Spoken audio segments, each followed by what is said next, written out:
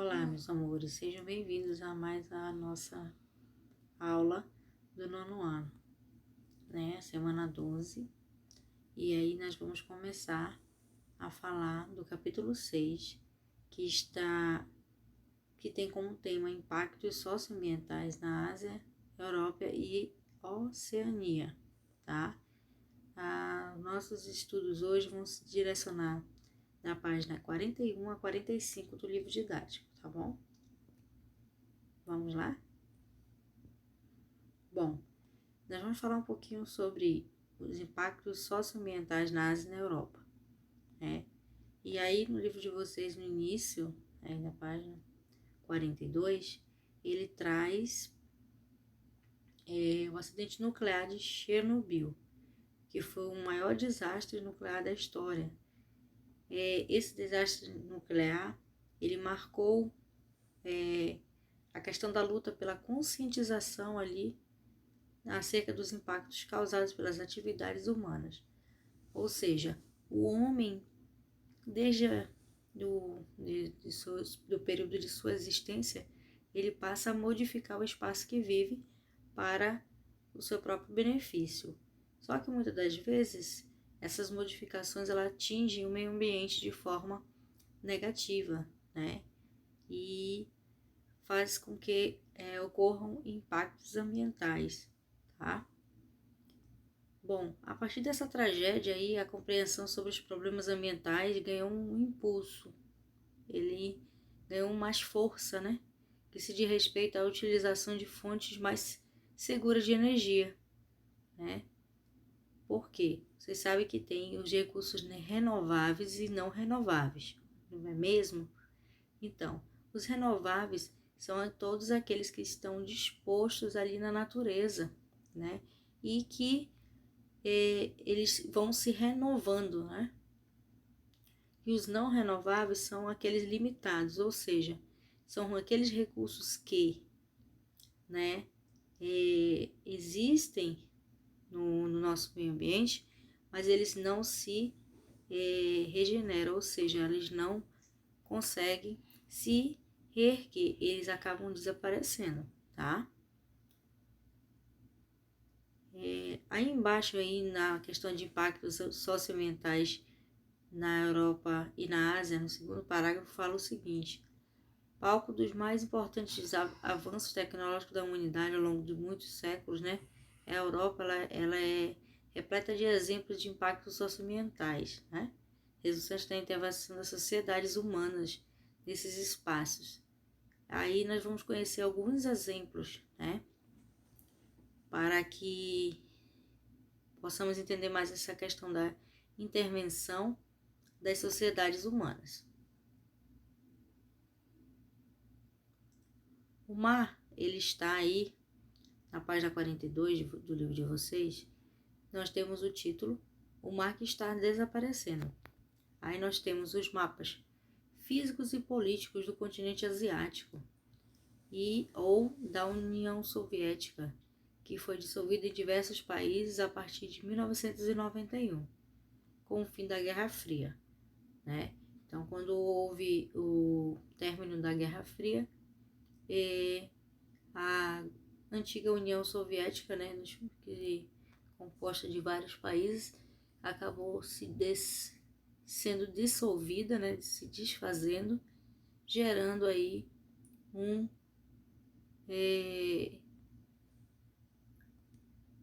uma intervenção aí política, social e econômica também desses países.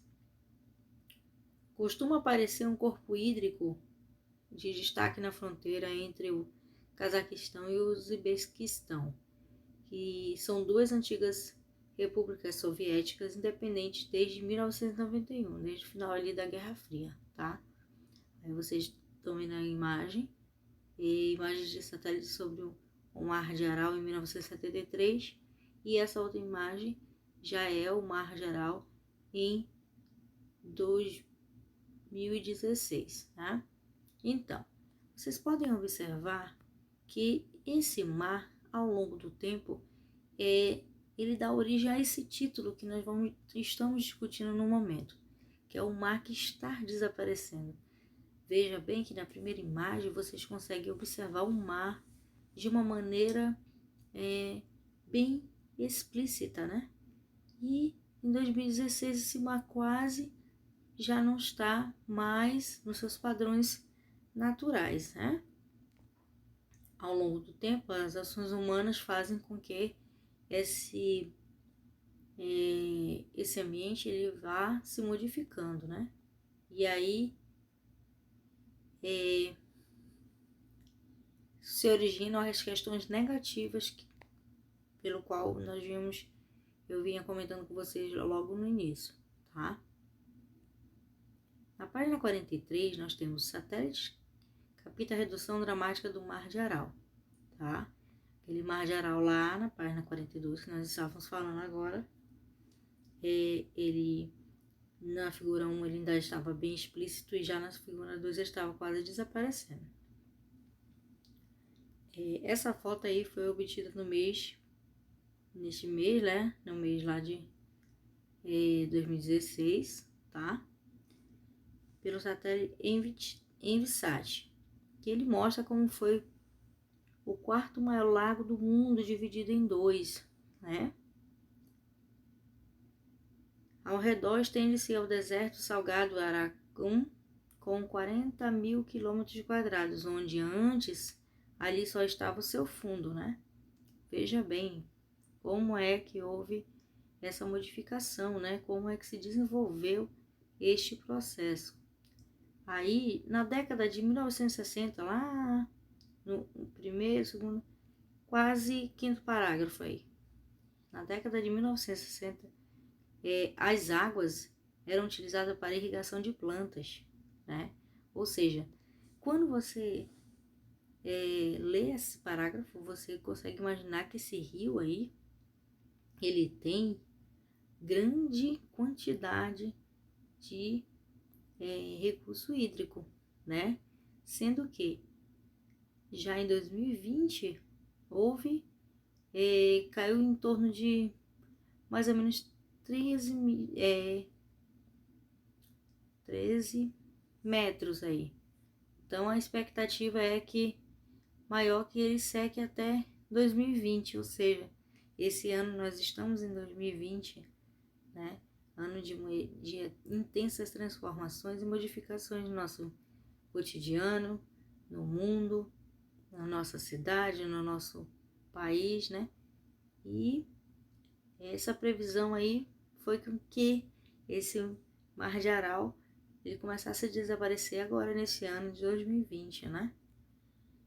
Bom, aqui embaixo nós temos que a consequência, né, de todo esse processo aí foi uma alteração do balanço hídrico por causa dos canais deficientes,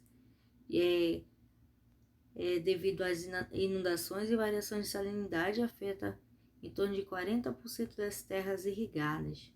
O excesso de fertilizantes e pesticidas contaminou a água. Então,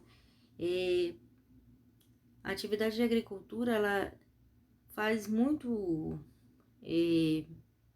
a utilização de fertilizantes e pesticidas para espantar as pragas que possam estar atacando a plantação. Só que nesse caso aí, as águas foram contaminadas, ou seja, é a explicação para todo este cenário, né? Na página 44, nós temos a questão da extração dos recursos do Ártico.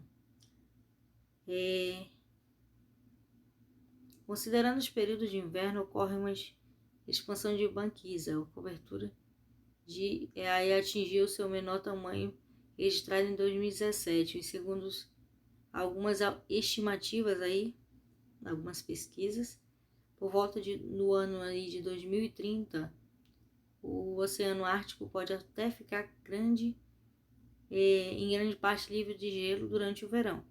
Isso é uma pesquisa, é uma previsão, né? Que os estudos dizem que irá acontecer, né? Bom, as banquisas são calotas de gelo existentes sobre o polo e também no entorno da Antártida. formada pela água do mar, congelada em ambos os polos. A sua extensão e espessura têm diminuído gradativamente, ou seja, ao longo do tempo, tá? É de uma forma lenta, mas ao mesmo tempo ela está ocorrendo, ok? Então, essa tendência traz duas implicações técnicas que podem causar forte impacto na geopolítica global e tem levado uma nova corrida econômica, em parte também militar, entre os países do litoral ártico. Nós podemos encontrar aí os Estados Unidos, Rússia, Noruega, Dinamarca, via Groenlândia e Canadá, que são acrescidos também da China, cada vez mais atuante aí na região, apesar da distância entre elas, né? Aí nós temos duas imagens. Essa primeira imagem aí, onde se tem um bote, são os ativistas da Greenpeace que interceptaram o navio tanque em protesto contra a exploração de petrolífera lá do Ártico em meados aí de 2014, tá bom? Nós temos também a Rússia, que certamente o país apresenta maior presença do Ártico aí. E sua atuação se dá não somente pela área econômica aí, destacada, mas também por meio de postos militares avançados, algo que demais países por hora aderiram, né? No entanto, em pesquisas que, de acordo com explorações de petróleo e gás também, que é um recurso natural muito cobiçado pelo mundo, tá?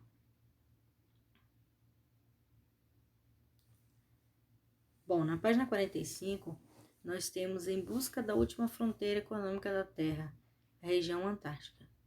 Então, Ártica, desculpe. O território ártico tem chamado a atenção do mundo atualmente. Vou ler só essa parte aqui para a gente poder comentar, tá bom? Tem sido palco de debate de diversos países, principalmente por causa do seu grande potencial de exploração econômica, embora as condições naturais sejam ainda possuam ainda obstáculos para sua inserção em outros países aí na região. O seu aquecimento global é consequentemente o degelo parcial das calotas, né? Então, ele é constituído de gelo. Então, com o passar do tempo, como nós acabamos de ver na página 44, que fala que, segundo pesquisas, em 2030, pode ser que haja uma modificação e os invernos comecem a ser mais quentes, né? Então, leiam esse artigo aí, que ele é bem interessante, tá? Que fala sobre a região ártica, tá? A questão da fronteira econômica da Terra, tá bom? Aí aqui nós temos a continuação e nós vamos ler rapidinho essa parte aqui, ó, dos velhos recursos e novos caminhos. Fica quase já no finalzinho da pesquisa.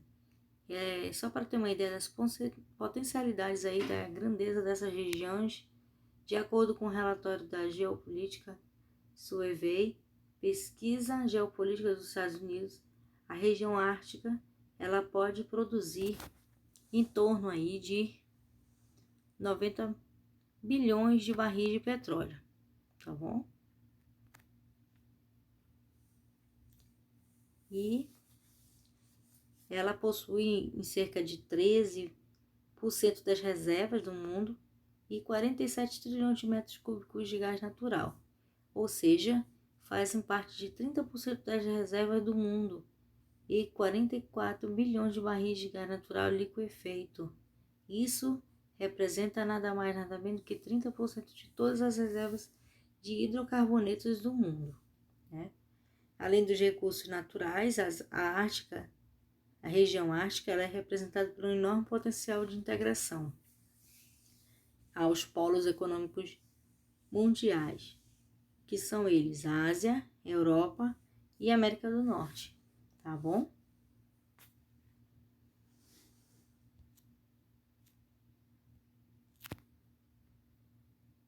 Eu vou compartilhar com vocês também um link para que vocês assistam uma aula complementar relacionada a esse tema, tá bom?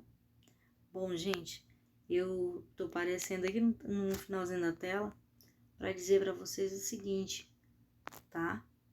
Se cuidem, estudem todos os capítulos, tá? Em breve vocês vão fazer a avaliação e a avaliação constará as 3 unidades, tá bom? É o que eu posso informar no momento. E ela já está sendo, na verdade, ela não está sendo produzida, eu já produzi, tá? E aí vou passar para a coordenação. E os alunos que tiverem alguma atividade para enviar, por favor, aproveite esse momento agora, após assistir os vídeos, encaminhe para mim, por favor, tá bom? Estarei aqui para corrigir e para tirar as dúvidas. Bons estudos, tá bom? Prestem atenção na aula, hein?